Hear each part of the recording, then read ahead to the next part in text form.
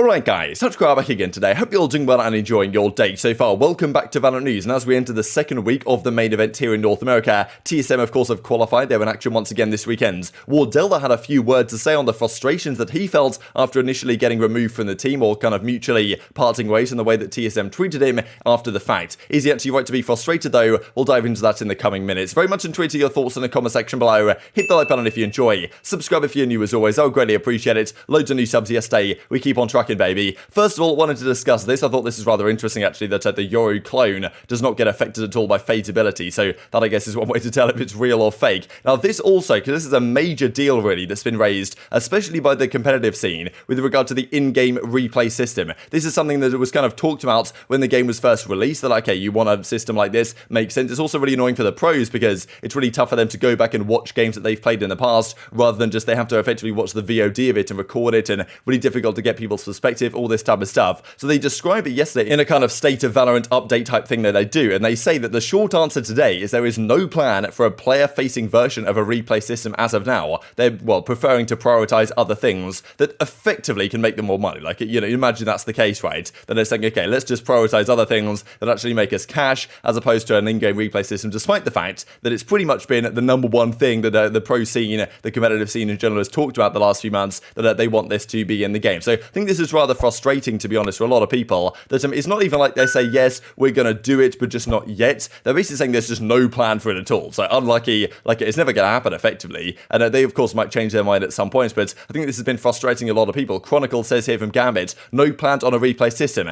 How do you not have any plans on a replay system in an esports game, especially when you were saying that this is one of the most requested features? So certainly some frustrations here, and this even from Valorant, the day Valorant releases a demo system, which, you know, may or may not ever happen at this point, right? So really interesting situation. Not sure why this is taking them so long, or like why they haven't even said that, yeah, we're going to do it at some point, but just right now we have other priorities. It's a weird situation, right? And especially because they did basically admit, as Chronicle says, that it's been it's been a very common request, right? And now they're just not going to do it anyway. So not really sure what they're thinking here, and treating your perspective on this one in the comment section below, no doubt. The other thing that was kind of talked about yesterday, leaking from Valor Leaks, was with regard to the new map that's coming out. So the 8th map, the teasers have, well, been kind of hitting the timeline, and apparently it's going to be based in Lisbon, Portugal. You can see the trams right here, so we don't really know anything else about it other than kind of what is here. But as Valorant says, can't wait to take a train over to the B site. So that is the thing, right? Every single map in Valorant they try and do something rather unique with, like whether it's a teleportation, or whether it's kind of the way Fracture worked with, you kind of split from two sides of the map, which I always think is kind of interesting and a really unique way to design a map. So I do wonder whether here we will have the trains and the trams will actually be involved, because like if they're a central feature of the map, you'd imagine that they will be moving around the map, and you'd imagine that they, you know, will be possible to actually get on them and move around on them, which, you know, might be a little bit trolly or a little bit gimmicky, let's just say. But I feel like Valorant is right to theorize that these trains will be usable in terms of a transport option on the map. So that would be, look, I don't know how that's going to look, or if people are really going to like it, if that's even a possibility. They might just not do it at all. But, you know, it's something that we've got to at least consider with the way that Valorant like to design their maps, because there's going to be something about the map which is rather unique to what the other ones have. A couple of roster things to discuss as well. This from Zaz, of course. She's a legendary Counter-Strike player. She's moved into Valorant briefly as well. She's, after pretty much 20 years competing, she's decided to retire yesterday. So, you know, like an incredible career that she has had. We definitely wanted to mention this because she was on the G2 female team, of course, most recently. This also from the Guard, just because yesterday we looked at that it seemed like neT was not playing in one of their scrim blocks yesterday. And of course, with all the other teams making changes, we did theorize as to whether it could be possible that, you know, the Guard were also making moves. Because we've seen the likes of version 1 and, of course, FaZe Clan just yesterday making, well, relatively surprising changes, right? FaZe, for example, after just one series, they made a change. Poach is gone. Of course, Flyers into the team. They play in, I think, maybe tomorrow or something. We'll have to look at the schedule here in a couple of minutes. But, yeah, the Guard are not kicking neT, it seems. I don't think that would have been the smartest move anyway, to be honest. I think this guy's got an awful lot of potential, but he has been in a little bit of kind of an individual slump the last few weeks or so. So if he can get back to the form that he was in during stage 1, then I think that his team can still be fantastic. But yeah, neT individually has been kind of struggling, but apparently he's not getting kicked. He's still going to be there, and kind of as Valorant neT even say in the replies here, kind of confirming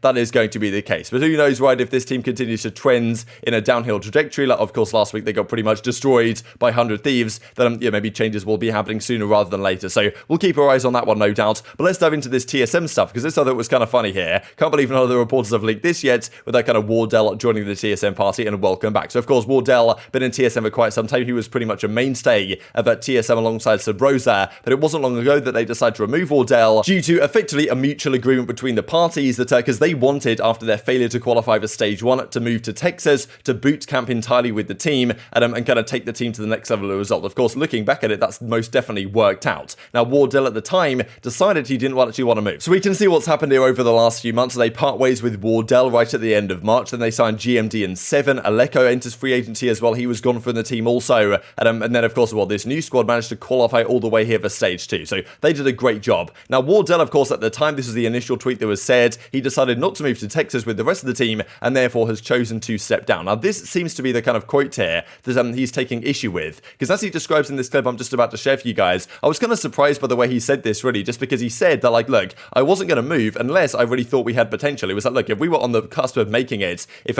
I really had faith in the team that it could work, then I probably would have moved, right, and we would have potentially made it happen, which, seemingly the rest of the team had more faith that this team or this system could work or whatever than Wardell did, and maybe just the way that team worked and the way it was kind of built around Wardell and kind of required him to pop off at times, definitely maybe didn't set the team up for success at times. So maybe it has been a mutually beneficial thing that both parties have gone their separate ways. But yeah, Wardell's looking back on this and saying, well, look, the way this has been described doesn't really give me an awful lot of credit. Feels like it's discrediting me or tarnishing my reputation to some degree by saying that I didn't want to move to Texas because there are kind of other issues and discussion points at play, even though in kind of the next sentence he basically says this is exactly what happens. It's kind of an interesting one. The bench you so you can't do a gaming house?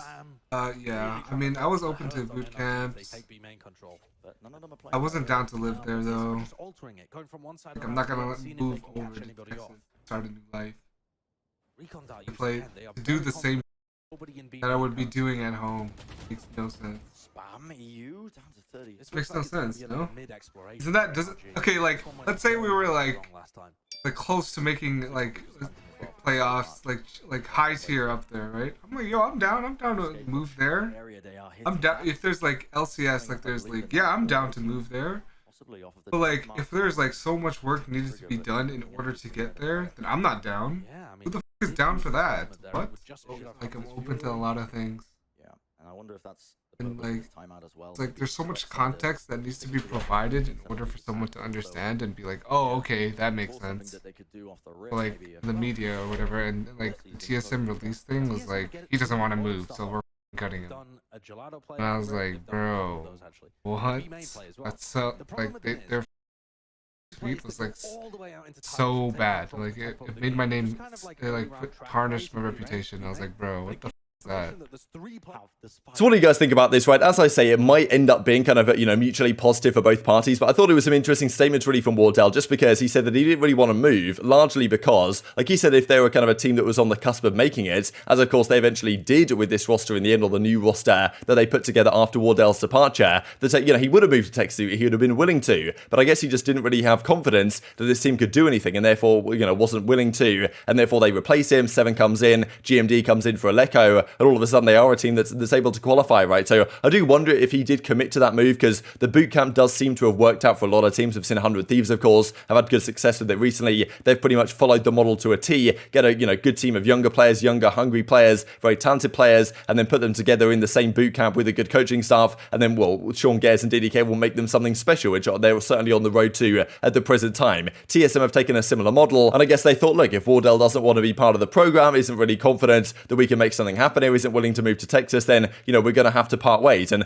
look, I kind of understand in a way Wardell's frustration, maybe partly just because they've gone on to do, better things without him in a way, but at the same time, I'm kind of surprised at his specific words, because, I'm not really sure TSM did anything wrong with their tweet, to be honest, just because, they made it pretty clear and concise. Of course, look, there was probably, as he said, there are probably more things to discuss on this issue. There's always more nuances about friends and family and other, small reasons why he might not have wanted to move. It might not have been quite as clear-cut as they described it, but if anything, it might just be better for them to kind of give it, a clear kind of discussion. Don't give too many details, don't speculate too much, don't really give away too much, and kind of give Wardell some element of privacy, and if Wardell wants to say more than he can, right? So I'm not really sure TSM did anything wrong, but intrigued to your perspective in the comment section below, to be honest. Of course, I'm like, Wardell's next adventure, where he's going to go next, is very much up in the air. Could he join a team like a T1 or whatever they want to do, or does he even want to? Is he going to go down the streaming route? So many questions that they have to answer right now, but of course, TSM are certainly looking upwards and beyond Wardell. They're trying to, will become one of the partner teams for next season. And I'm sure one of their key points of leverage to actually make this happen is going to be the fact that they did qualify here for stage 2 and have it seems to be right now a pretty decent team,